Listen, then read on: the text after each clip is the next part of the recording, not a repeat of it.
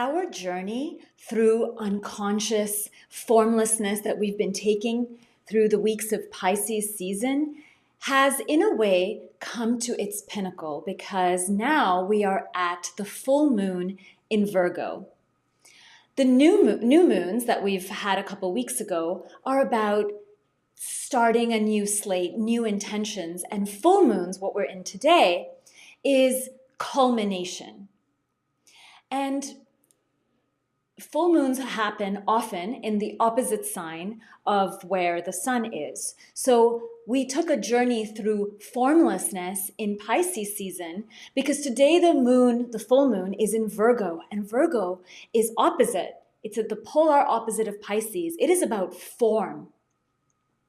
And so we have this lovely duality. And in fact, every sign has this. As we've been moving through each of the signs, the energy of one sign exists as well in the energy of its opposite.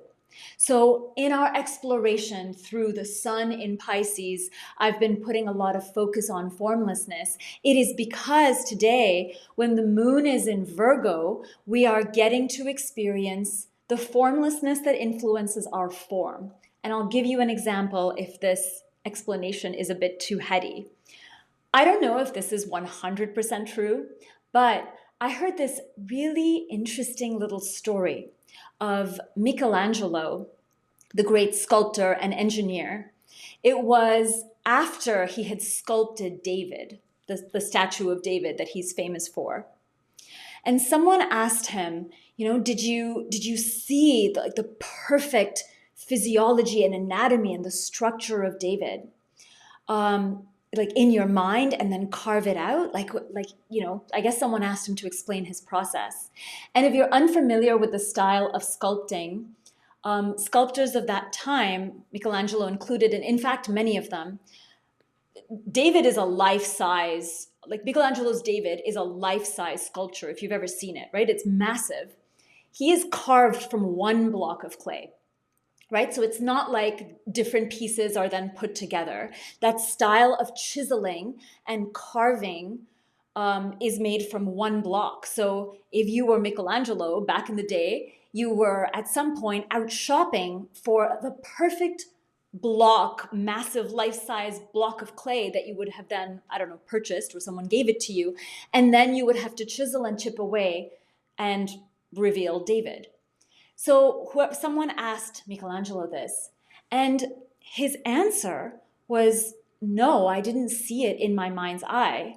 I saw the clay and I saw David within it. I just removed the parts that were not him. So a different way of saying this is he saw the raw form of this clay, and somewhere he knew what to remove to reveal that which was already within the clay, which is David. This is a very different way of approaching our creations. So in the previous video, when the moon was in Leo and we were coming up to this, where we are now, the full moon in Virgo, we were looking at the marriage of love and will. And this to me is a really incredible expression that again utilizes some of the energies of Virgo with this story of Michelangelo removing what was not needed to reveal the truth that lived within the clay, which was David, right? And so what does one need to make creations like that, right? So say I am the earth. What happens during an eclipse is that the sun is here and the sun, so I'll say it like this. What normally happens with full moons is that the sun is here and the moon is here and the sun is blasting all of its light. And from the perspective of Earth, we look over to the moon and we see this shining moon, which is what we call the full moon. The culmination illuminates everything, which is super great, right? Full moons are so much fun. During an eclipse, the Earth kind of comes in between the sun and the moon. And so we look at the full moon in Virgo and everything it illuminates, the culmination of all things. And then we see our own shadow It is the shadow of the earth. It is our shadow that we see projected on the face of the moon, and that is what a lunar eclipse is. It's a big deal. So emotionally, energetically, spiritually, we are inside the dance of light and shadow when we are in eclipse season. And eclipse season is kicked off now, March 13th, 14th, depending on where you are on the earth, which is this eclipse in Virgo, the lunar eclipse in Virgo. So let's look at the energies of Virgo, specifically the lunar energies associated with Virgo. The relationship between the moon and the sun here is important because, as I explained with Michelangelo's David, right? If you were to look at something that is unformed, formless, not there, unmanifest, and you are a master of your craft, whatever your craft is. In Michelangelo's case, he's a sculptor, he's an engineer, he was an architect, right? Virgo is actually that energy. It is the energy of refining our skill and being in such mastery. It is the process of repetition and practice, doing something over and over and over again, amassing skill, amassing learning, and doing it repeatedly so that we become the grand sculptor, the grand architect, the master of whatever it is that we're doing. And when we are that, we can then look at something like a block of clay. And because Virgo is opposite of Pisces, form is the opposite of formlessness, we can then look at it and see through the material realm. We can see through that this is just a block of clay, and we can perhaps be in the energy of where Michelangelo was before he started chiseling away what was not David. Right? It's very flipped. He didn't say, yes, I saw it in my mind and I crafted it. And I crafted the sculpture that we now know as David. Not that there's anything wrong with that, but it speaks to the level of mastery. And we are masters when we can take something that no one else can see. No other sculptor of that time could have made David. I mean, maybe they had the technical skill, but the truth is they didn't make it. That wasn't where their will force was. It was for him. And so while each of us are in oneness in the sun time of Pisces, each and every one of us, through whatever it is that we are learning, practicing, repeating, that is our skill. And that becomes our service to the world. So when we are unconscious, our repetitive skill may be anger, it may be judgment, it may be blame, it may be disempowerment. We practice that with great devotion, and that becomes what we are masterful at. And you may know people like this. I don't know them personally, but they're sort of I know of them, I suppose. And these are people who are master blamers. You can tell them anything and they will creatively find someone else to blame for whatever circumstance that they are in, right? It's because they're practiced in it. So when we are looking at Virgo energy, the moon in Virgo illuminates the thing we are already practicing. What is our daily dedication and devotion? Is it to exhaustion or is it to vitality and life force? Is it to creating something new? Is it to healing? Is it to wholeness? Or is it getting lost in our past, pulling past problems and cycling in other people's creation, in what got created like 10 years ago, 40 minutes ago, in something that is long gone, but we are giving it life force and animating it? There is a level of responsibility with creation in Virgo as well, because now when you are bringing something into form, this is your mastery exerting itself.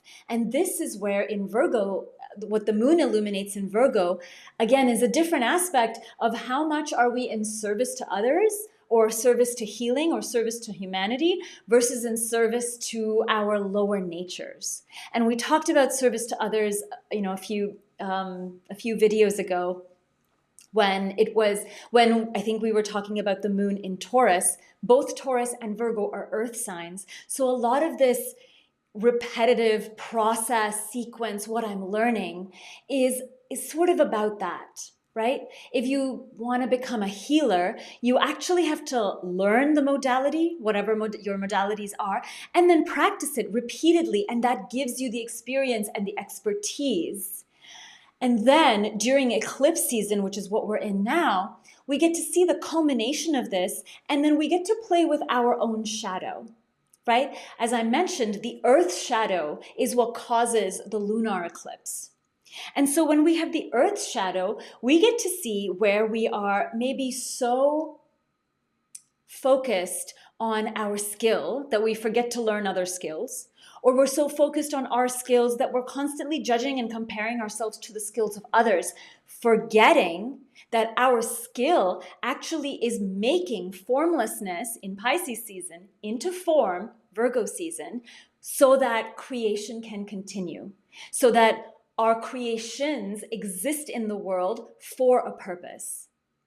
It is like if you've always wanted to write a book and you're sitting at home and you're writing it and you're writing it and you're writing it, and 40 years pass and you keep writing the book because you are stuck in some idea of overdoing, overthinking, a notion of perfection. You're writing a book, but the desire you had to write the book presumably was to publish it, help people, be seen, put whatever ideas and notions are pouring through you out into the world so that they support others in their journey. But if you're sitting at home and it's been 30 years and you keep writing it and nobody else has seen it, your creation is not serving anyone, and it hasn't had the opportunity to come to form. And so these are some of the energies that are getting kicked up. And the responsibility here is a little bit different than the responsibility when the moon was in Taurus, because that was about how we're using our life force, our responsibility around that. This is the responsibility for our creations. And sometimes our creations have a life force of their own. And so there is a navigation of that. The process that is being illuminated here as the sun is now ending its little journey through Pisces season. We're in the last few days, and right at the end of this, we have the full moon in Virgo, which kicks off eclipse season. And eclipse time is a season. We have the lunar eclipse now in Virgo, and 2 weeks later, we will have the shadow of the moon that falls on the sun, and that will be the solar eclipse. Right? So eclipse season kicks off the energies from now until the next eclipse season, which happens in the fall, I think in September, October, about 6 months from now. And so these energies around how our creation, whatever it is that we've created, Michelangelo's David, for example, is not Michelangelo.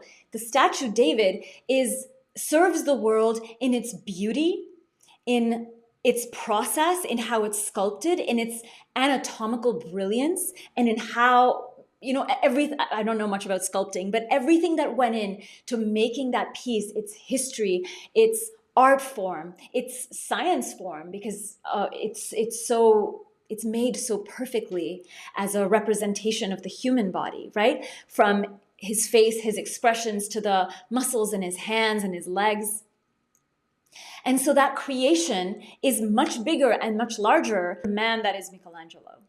And so that is what these energies are that are being kicked off for each and every one of us this year, which is why 2025 is a really interesting year to me. I mean, all years are great and interesting, but the medicine of this year, and this was a big reason why I wanted to, through Pisces season, look at other aspects, other parts of the cycle of creating and manifesting our desires. Because when we get to look at the journey of our unconscious, as we spiral through the undercurrent of what it is that we are conscious of, we actually get a lot more information about who we are, what we're doing, how we serve, what we serve, and what animates us. And once we know this, we can sit in a much more comfortable place in ourselves and move through all of the colorful life experiences from a place of great grace and stability. And so that is what I wanted to offer. This is a slightly longer video just because there's so much energy around the eclipses that bring forth and initiate us into a whole new level of how to be in relationship to what we create in service to love, in service to the world, and in service to life itself. So I'll end this here, and I will see you for, I think, our last video for Pisces season when the moon leaves Virgo and enters the sign of Libra.